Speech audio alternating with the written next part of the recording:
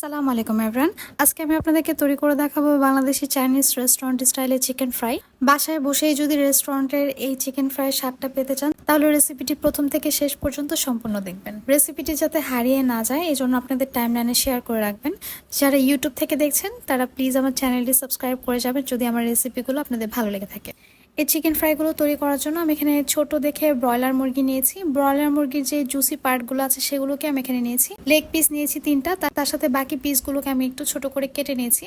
এখন পরিমাণ মতো লবণ, হাফ চা চামচ পরিমাণ জিরা গুঁড়া, হাফ চা চামচ পরিমাণ ধনিয়া গুঁড়া, তার সাথে হাফ চা চামচের একটু বেশি হবে লাল মরিচ গুঁড়া দিয়ে দিয়েছি। 1 চা চামচ পরিমাণ আদা রসুন বাটা, হাফ চা চামচ পরিমাণ সাদা কালো গোলমরিচ গুঁড়ো এবং 1 চা চামচ পরিমাণ কাশ্মীরি রেড চিলি পাউডার দিয়ে দিচ্ছি। 1 চা চামচের একটু কম হবে বেকিং সোডা।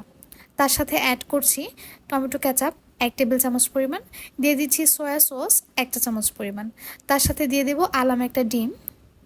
এখন এখানে অ্যাড করব 1/4 কাপ পরিমাণ ময়দা, তার সাথে অ্যাড করব 1/3 কাপ পরিমাণ কর্নফ্লাওয়ার। এই চিকেন ফ্রাইয়ে কর্নফ্লাওয়ারটা কিন্তু অবশ্যই ব্যবহার করতে হবে। ময়দা আর কর্নফ্লাওয়ারের রেশিওটা যেভাবে বলে দিলাম ঠিক সেই রেশিওতেই এখানে ব্যবহার করতে হবে, তাহলে চিকেন ফ্রাইটা কিন্তু একদম পারফেক্ট মুচমুচে হবে।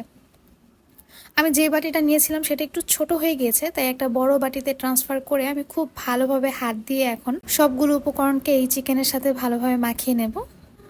খুব ভালোভাবে একটু সময় নিয়ে চিকেনের সাথে এই মশলাগুলোকে মাখিয়ে নিতে হবে, এমনভাবে মাখাতে হবে যাতে চিকেনের গায়ে মশলাটা খুব ভালোভাবে লেগে থাকে। মশলাটা মাখিয়ে আমি এটাকে কমপক্ষে 2 ঘন্টার মতো রেস্টে রাখবো এবং 2 ঘন্টা পর আমি চিকেনটাকে আরও একবার খুব ভালোভাবে মেখে নিচ্ছি।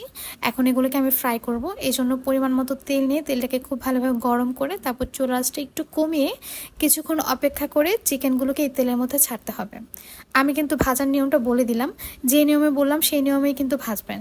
চুলার আঁচটা মিডিয়ামে রেখে এই চিকেনগুলোকে কমপক্ষে 6 থেকে 7 মিনিট ভেজে নিতে হবে। 7 মিনিট ভাজলেই কিন্তু এই চিকেনগুলো ভেতর থেকে একদম সেদ্ধ হয়ে আসে।